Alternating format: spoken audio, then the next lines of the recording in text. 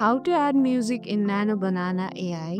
I am going to guide you through the process on how to do it. Let's get started. First of all, on your laptop, open your preferred web browser. On the browser, type NanoBanana.AI or you can type NanoBanana.AI and navigate to its website. Once you are on the website, you will see this kind of interface.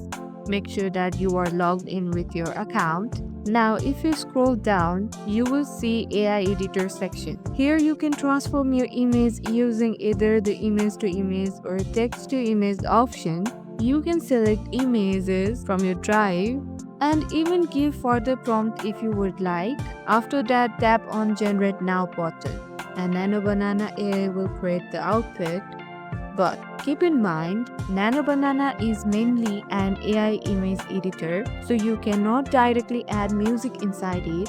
What you can do instead is download the generated image, then use a third-party app to add music. For example, you can use CapCut, Instagram, Facebook, TikTok, and that's it. That's the easiest way to add music to your NanoBanana AI creation. If you found this video helpful, don't forget to give it a thumbs up and subscribe to our channel for more tech tips.